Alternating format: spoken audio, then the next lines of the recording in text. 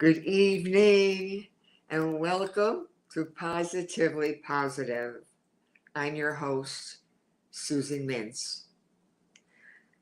I will always say that Positively Positive is groundbreaking, one of a kind, never to be duplicated, interview talk show, storytelling show that is exclusively designated for HIV and AIDS.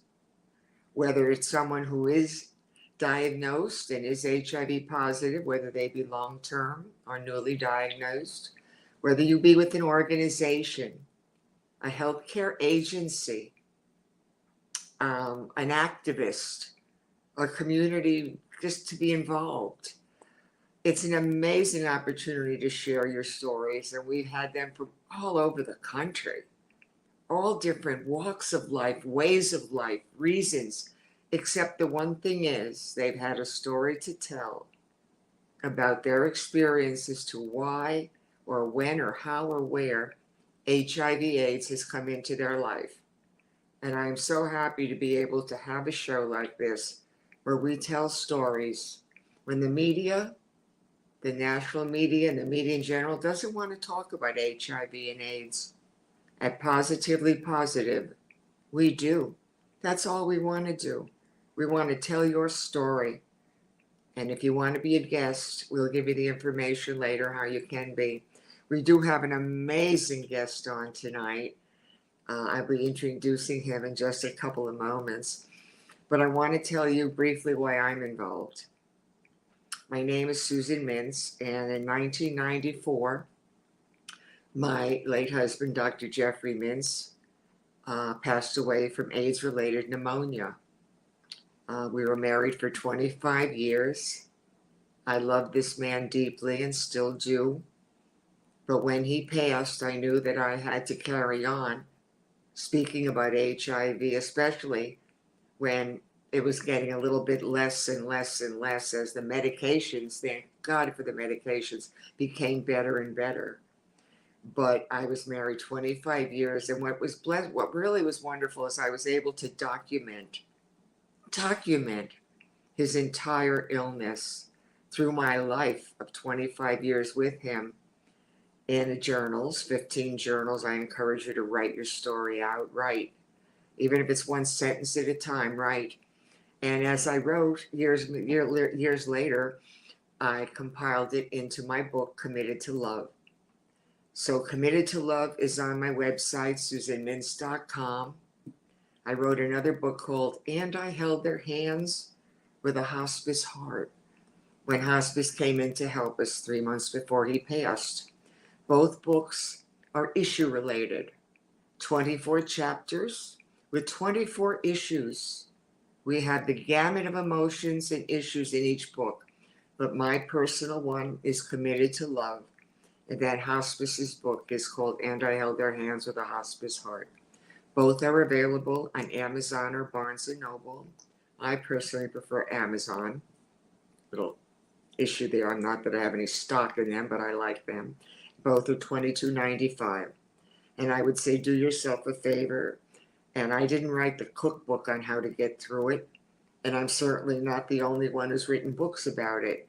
But I can tell you as a writer of issues and challenges and obstacles and passion and faith and hope and God's saving grace, that is the way I write.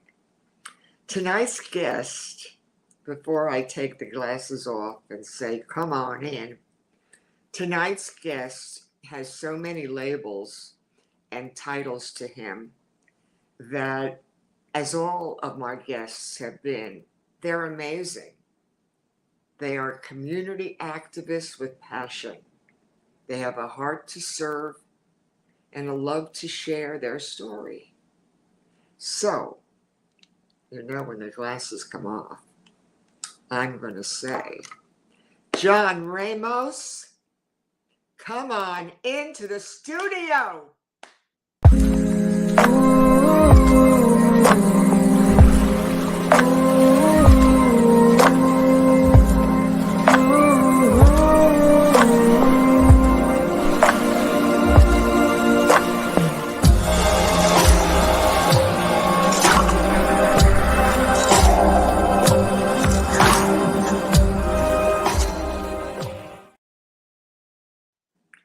my friend who I haven't seen in years. Hi, Susan. I remember it was pre-COVID and I have so many questions to ask you. It was pre-COVID when I spoke before your group, which we'll get into, down at the World AIDS Museum. And it had to be, what, 6, 7 years ago? And I was talking about the stigma that existed then. hmm Does it still exist? It does. It's actually getting a little better, and I can talk Mhm. more about that in a bit. But thank you so much for having me on your show, Susan. I And love it. Ricardo, thank you. You said in your bio you were an army brat and you were in Munich, Germany. Yes, I went to school there. And from Munich, how did you end up in Maryland? Well, the University of Maryland has a branch in Munich, Germany. And so I actually attended the school there that was run by the University of Maryland. But I ended up living in Dallas, Texas for 20 years before moving to Fort Lauderdale, Florida. How many languages do you speak, including accents? Well, I like to say I speak fluent English, Spanish. My parents are from Puerto Rico. And living in Germany, I did pick up some German, but a lot of that is so long ago and words that aren't to be repeated on this broadcast. Oh, you could. Those are the ones you don't forget. No, it's like in Yiddish, in Hebrew, we have certain words also that are not to be spoken in public, but behind the scenes. Right. Yeah. It says here that I know there's so many things to say about you that you're an LGBTQ organizer and activist. You've been a mentor, you facilitate groups. Tell me about the community, how you got to Fort Lauderdale where you are. Tell me about though that transition from how you got so involved with HIV and ended up though in Fort Lauderdale, and we'll focus now more in that. But as I said, if I look down, there's just so many little things that I'm going to want to talk about. Oh, the one thing I really wanted to know about was Yeah. what is we'll get to Tuesday's Angels. Make sure I remember that. So how Okay. did you get from Dallas or Maryland to Fort Lauderdale?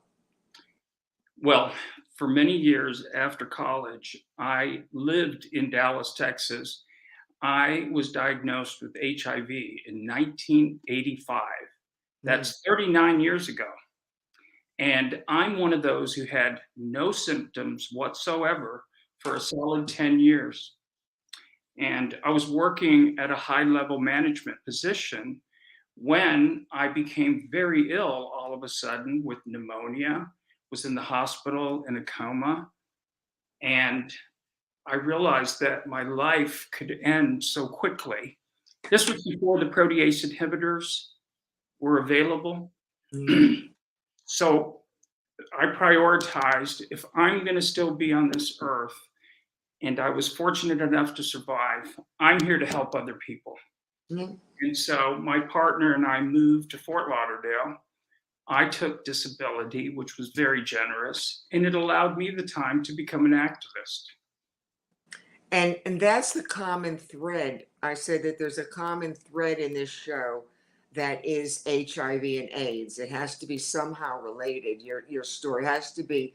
But the other thing that's really, I think, even more important is every guest we've had on has been an activist, an educator, a community involved person who has said, if it's going to be me, I want to share it with others and be active. I think that's been so empowering for Mhm. me to see where people from organizations or volunteers or healthcare agencies who didn't have to get that job, let's Right. say the job with the health, but they chose to because they felt that burning inside of them to do something with this.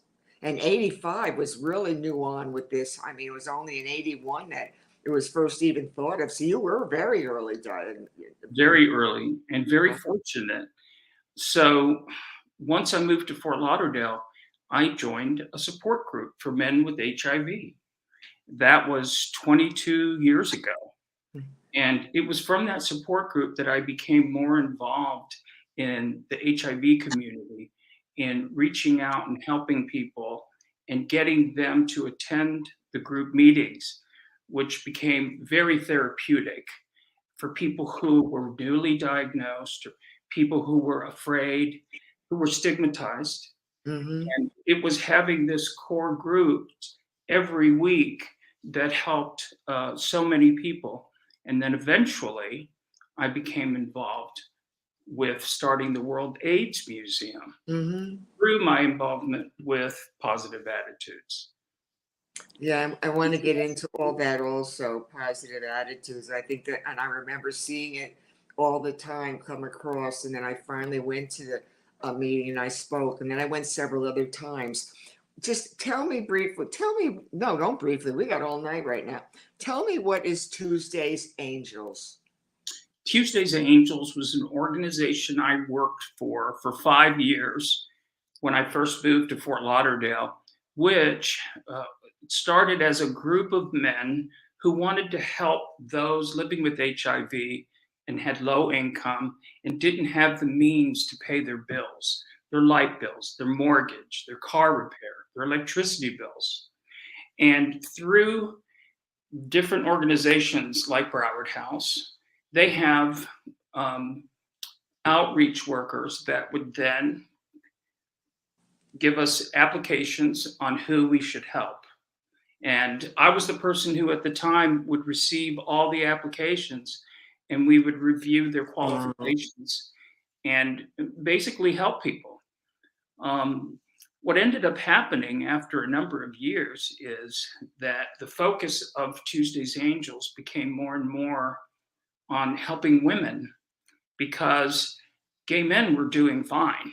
They were working, they were still functioning with HIV from a financial standpoint. So the focus turned to helping women living with Hmm. HIV, mostly the Haitian community. Yes. Yeah. The minority communities have still Mhm. been very much impacted, haven't they? Yes, yes. But Uh, Tuesday's Angels is now part of a foundation that gives grants to organizations like Positive Attitudes and the World AIDS Museum. They're no longer giving direct help, they're giving help through organizations in grants. that's wonderful. You know, people, the government really isn't here to take care of you. In fact, the government isn't put here at all to take care of you. The little bit they give you, they brag about. It's always philanthropy. It's always having to write, or it's always having to submit. There's so much paperwork involved in getting money that you think it would be so easy. I mean, something simple like a light bill or gas, or how can you get to work if you don't have gas or a car? How can you still study if you don't have lights? There's so much need, and the government Exactly. to me just keeps wanting more and more and giving less and less. And if it wasn't for people like yourself or people who volunteer, literally give their lives to something like this, you wouldn't get anything done. Yes, and I'm always impressed by how many people do step up to help others and who donate financially and of their time, and how through the need and how it changes over the years and it evolves. It's amazing to see. And a lot of people give anonymously. You would not even Yes. realize some very wealthy people, some famous people who've Yep. donated money to us. We've had people like Magic Johnson come to our museum and has donated. Yeah. And Larry Kramer, who I Right. think you might know, the Yeah. writer. Um, so it's really an amazing organization. So what came first? Your is positive attitudes a long-term survivor or short-term, or tell me about positive attitudes. Okay, Positive Attitudes is a topic-driven organization group. It's a support group, And the facilitator will choose topics. Often we have speakers like doctors who want to come in, or therapists, or motivational speakers, and talk about different ways how we can improve our lives. We play games, we go to movies. Yeah. So it has become social in the way people can get together and feel the sense of community. It's That's what Positive Attitudes has been doing for many I, years. I remember after I did speak at the group years before COVID, or a few years before COVID stopped everybody in its tracks. I do remember that I went to many events at the World AIDS Museum, which we'll get into. It's such a incredible facility. But I do remember seeing Larry Kramer, and I took pictures of everybody on the wall. And my pastor, Pastor Billy Thompson, of the church I go to, he wore number 55, and he played with Magic Johnson. So I was taking all the pictures of Magic Johnson so I could show Pastor Billy. But that the world, so do you have more men or women in all ages, or what are the demographics with Positive Attitude? And we'll have all that information on the screen for people. Will they be able to contact you? Or I want to hear a lot about that. Tell me about the group. I know I heard the dentist speak once. I've been to a few events there, but you had a dentist once from Broward that I went and I heard speak. And then a couple other people, but I remember the dentist because I was a hygienist, so I remember him. But tell me about the demographics and if they're newly diagnosed or how they find out about the group. Well, 22 years ago, when the group first was organized, it was specifically to help HIV positive men living with the condition of HIV. And it evolved into supporting people who are affected, like yourself, people who don't have HIV, but their partner may have it. And we have had a number of women that participate. They like our group and they're welcome and they come. So it's really opened up to everyone. But I the demographics are such that it's long-term survivors. Probably 80% of our members have been positive for 20 years, 25, 30 years plus. And it's interesting because we get to the point where we're no longer talking about HIV. We're talking about other things, other ailments like cancer and prostate cancer or whatever else people will get just through the aging process. Yeah, Most of us never thought we would live and be old enough to get the conditions we now have, the arthritis. you're looking at one right here. I never thought I would ever live to be 77, and not just because, with Jeffrey being positive and being so ill, but when I grew up in Troy, New York, and cousins and aunts and people, everybody died in their 50s, it seemed like. So I didn't really know many older people at all. And so for me, once you hit the 50s, the 60s, the 70s, nobody really can prepare you for, oh, that thing hurt today, and oh, I don't think I can eat that anymore. I mean, there's all these other things. And when you're HIV compromised, I think that's even compounded because you do have a lot of underlying conditions that you always have to stay on top of. I remember a couple of the men previously had talked about the tremors. They had Jeffrey tremors, and somebody else said about arthritis, and someone else said about other issues. And I just remember that so many people I knew and had gone through this who had recently, had passed years before, weren't as fortunate as, you are, thank God you are, and other people. But the ones that we knew weren't so fortunate to really live much beyond the late 80s or early 90s, that type of thing. Mm-hmm. So it's just a very interesting phenomenon how the medications have somehow matched up with the aging process, but the aging process is not automatically kind.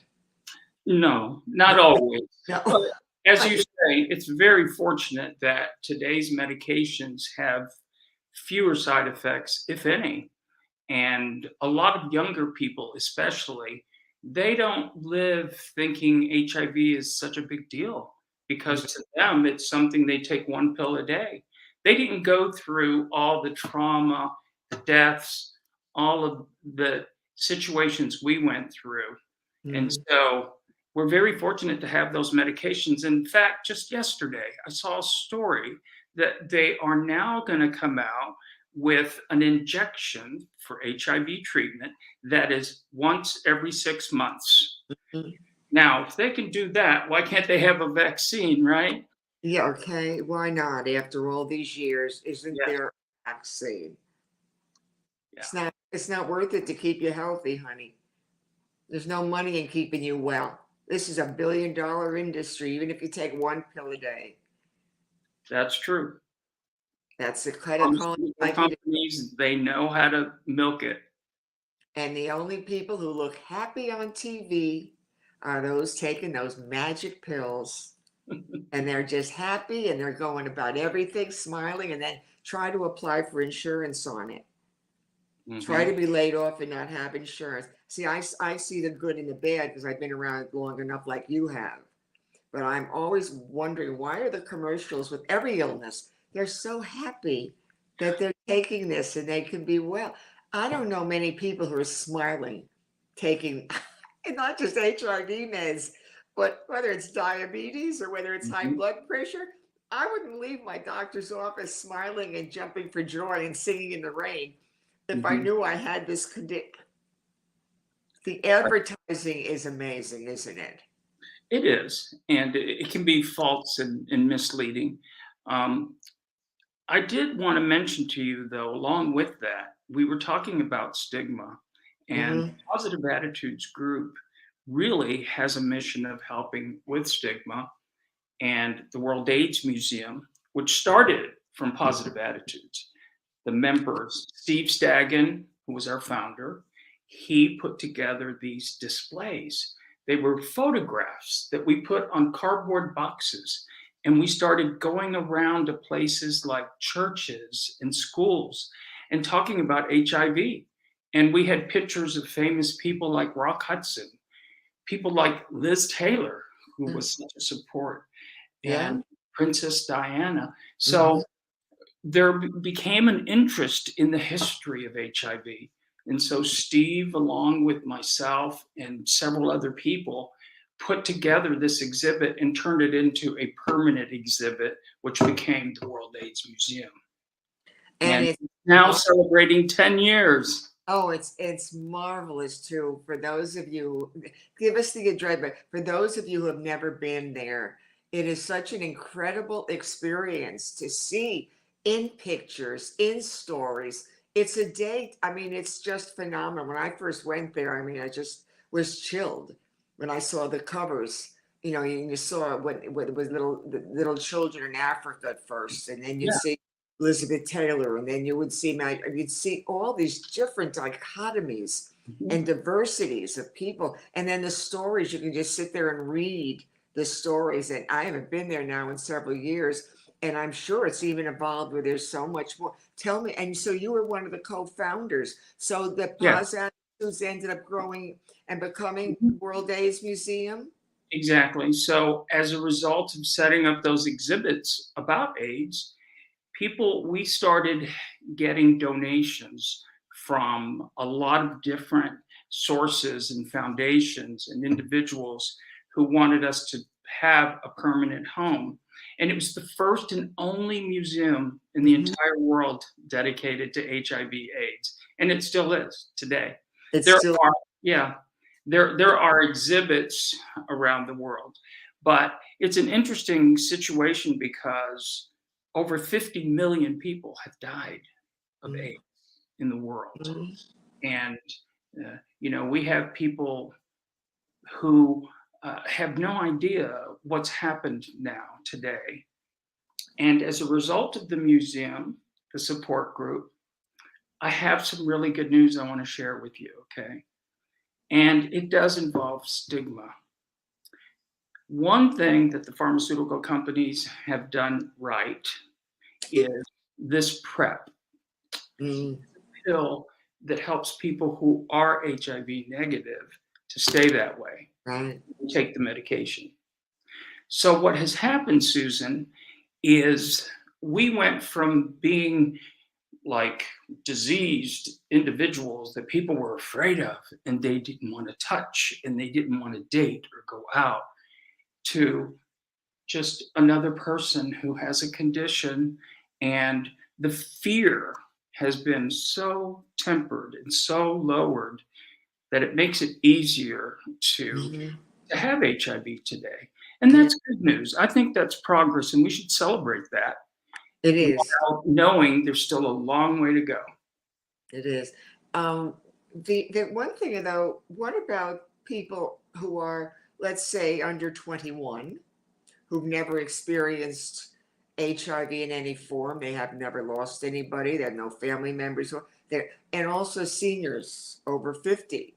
The Yeah. demographics, and I'm looking at on younger people because I've always felt that under a certain age, maybe it's 25, if you've never and you think you can still go and do all the drugs you want, or you can have all the sex you want because you've never been around HIV or even care that much. When I was high, I mean, early on when we were stoned and we were drinking and all that, I mean, you got some stuff, but you didn't have that. No. So that's what I'm saying. So there's a group that is totally unaware that it's still there for them. And also seniors like myself who are empty nesters, gotten divorced, women who are lonely, men who are popping Viagra or something else. And they're just having a good old time, not thinking that, you could be sleeping with 6 generations Hmm. of sex. So are you seeing any noticeable trends in either demographics? Well, from my perspective, a lot of those trends are such that organizations like the Campbell Foundation you work with, who educate people and who help prevent HIV, why it's even more important than ever. Mhm, Campbell Health Solutions is mhm. providing those. We're one of the few organizations at the World AIDS Museum and at Positive Attitudes that work collaboratively with the Pride Center, with Broward House, Mhm. SunServe, with Art Serve, with the Sunshine Cathedral. We don't see these organizations as competitive. We see them as partners. Right. In what you are saying about getting the word out to young people or to seniors who need that, it's important that we do partner with these organizations so we can get the word out. Yeah, and you only hear about LGBTQ. It's all your LGBTQ is like everything's underground. No, there are organizations that are out there that are not underground. You don't Mhm. have to be associated with any one group. There's groups that have a lot of different kinds of people. There's churches that have all different kinds of people. It's not just for one group. Exactly. There's a lot of diversity and variety. And I think today, unlike 25 years ago or so, with the internet, we have the ability to find these organizations. Just Google something, anything you want, you're going to find it. Yeah. And that's really made it also much easier today. But don't you think it's interesting you bring up that? I just think though that everything has a yin and a yang, a pro and a con, Mhm. a good and a bad. It's just the lawyers. It's like lawyers. They always have, or there's a law or something. The lawyers, they want you to say yes or no, but yet it's not always yes or no. May I explain? And I think what you said though about the stigma and everything you have said so far has been so spot on. There's so much good. There is. There's so much that has happened. There's so many benefits and everything is so much better. But yet there's always more work to do in everything. But it There takes is. passion. It takes passion.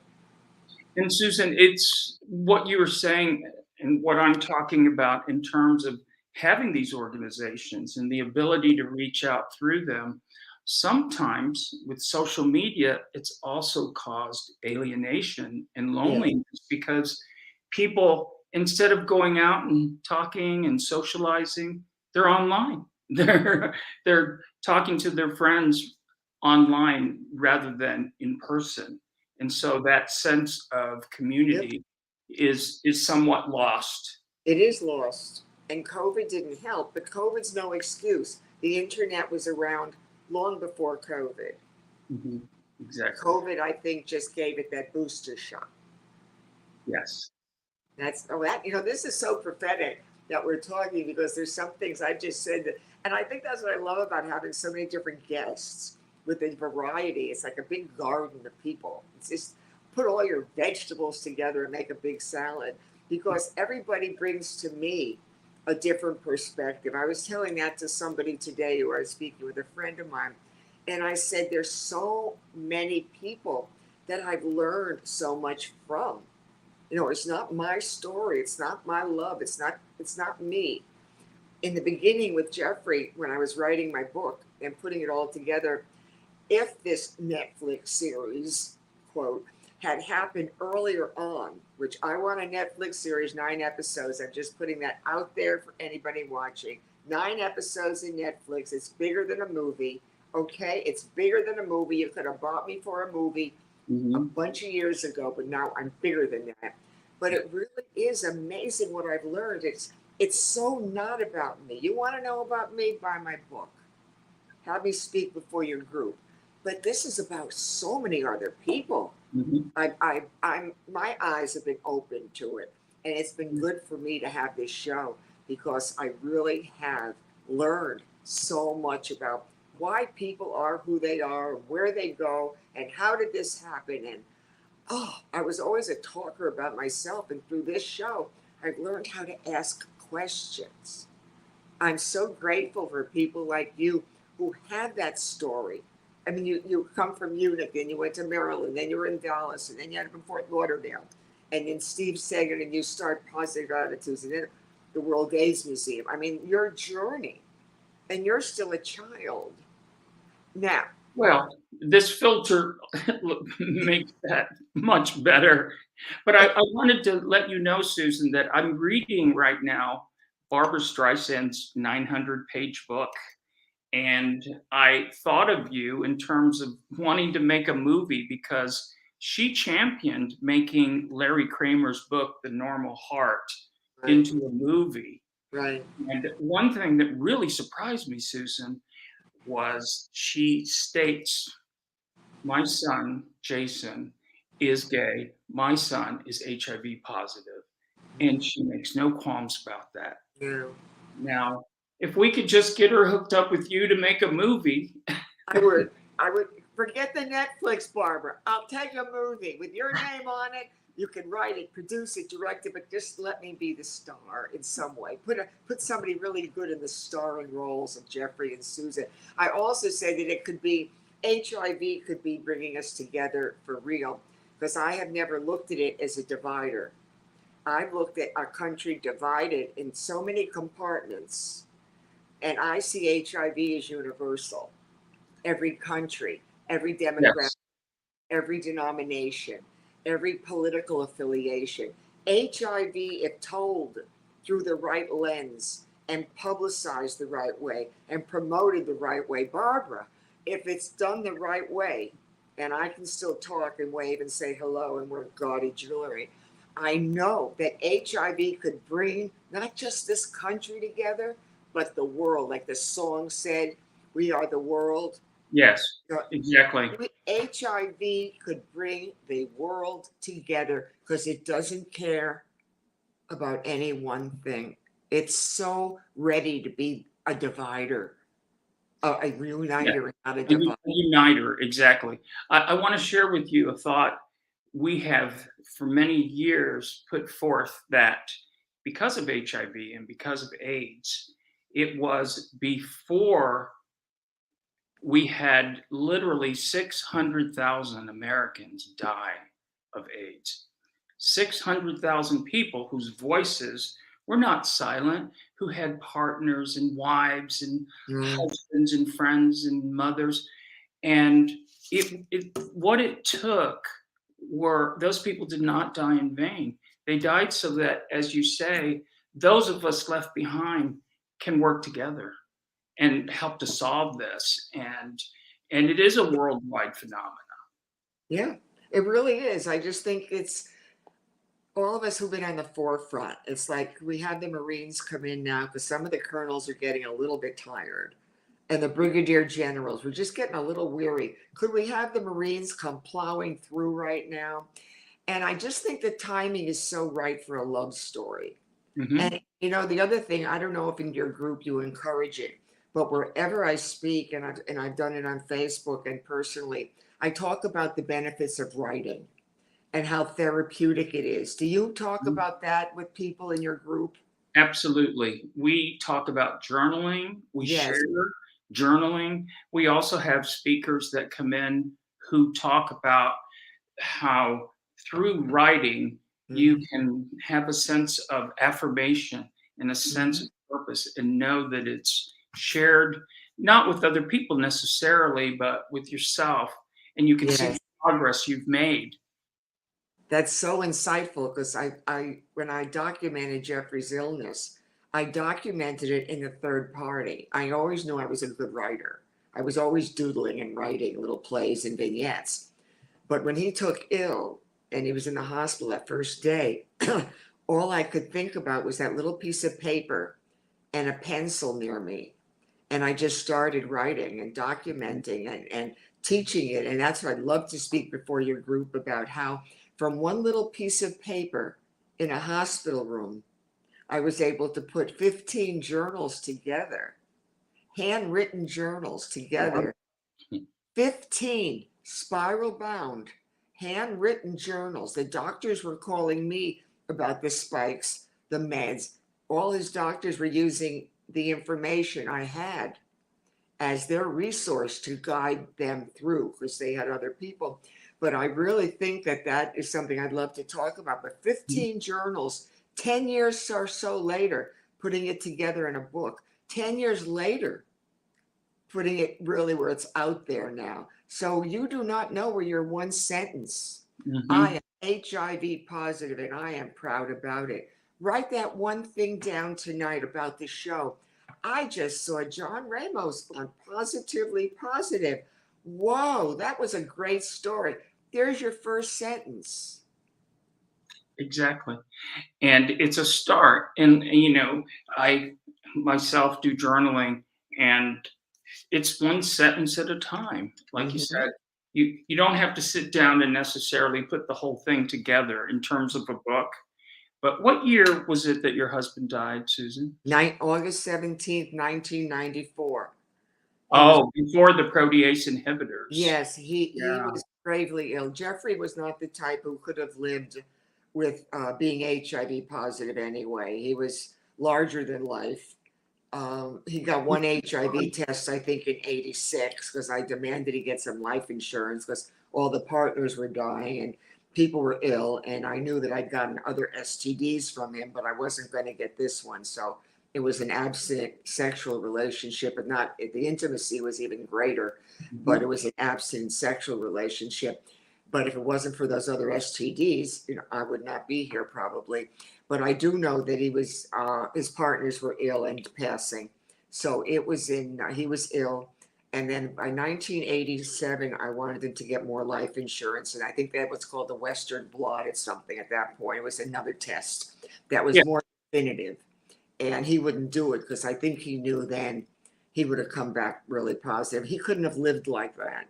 So he lived and lived and lived until he was so gravely ill that he was in the hospital with full active, really serious, full blown AIDS related pneumonia, and he had 3 bouts of it. But he wouldn't have gone on anymore. He could never have lived popping all the pills then, or having to stop his life from traveling and all that. That's one of the things I still love about him is his sense of life. His purpose in life continues to give me purpose because I know that uh, he'd still be here today doing something great. So at least I hope I'm doing something in the process to help others.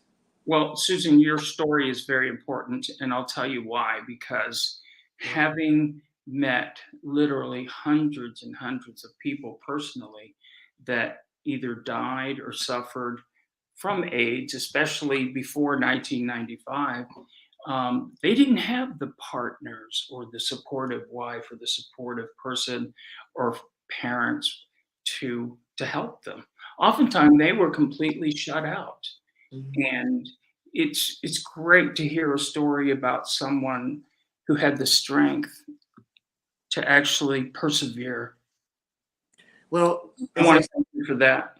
I yes, want you to come back and talk to our group again. I'd love to talk Long. about writing, and I would love to do that. It's just especially the writing, because if it wasn't by the grace of God that I could write, I don't think I would have known how to get through it. And I think I said I would write in the third person every day. I would not go to sleep before I documented every detail. And I know, though, that I couldn't write as Susan, and I couldn't write him as Jeffrey. I was Sarah, and he Oh, was David. And I tell people that because many times, if you write in the third person, when you read that back, you say to yourself, well, if that person can get through it, so can I. exactly. So And that, writing in the third person, I have found sometimes can help make you more intimately honest and share details that you wouldn't otherwise do if your name's attached to it, right? yeah, it's wonderful to speak with you. And we're sharing certain things that are so, we have a commonality in that respect. But every guest that we've had on has contributed so much. And that part is so very, very exciting. But you understand where I'm coming from, and I understand where you're coming from as far as several things we've discussed. But I do think things had improved drastically.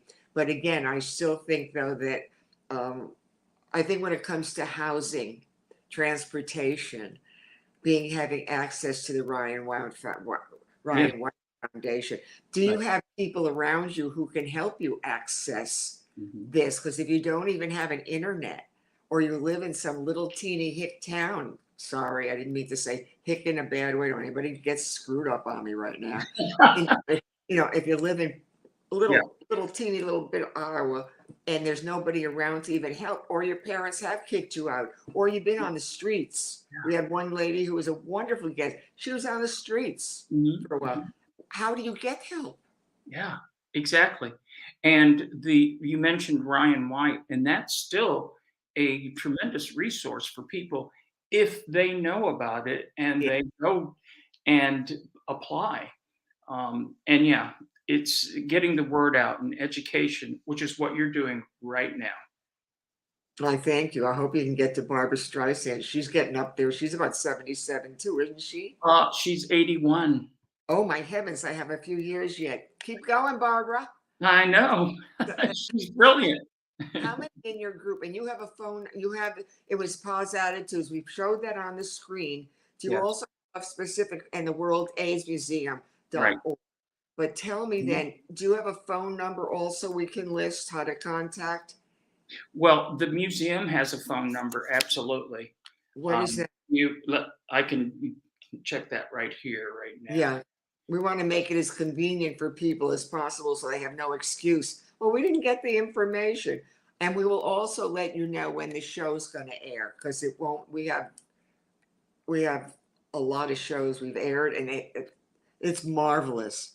But we will Oh, let you know. And yes, again, if you have other people who want to be on, I just think the World AIDS Museum isn't, is it? Oh, I hear the music. you The hear it? phone number is 954 954. 390 0550.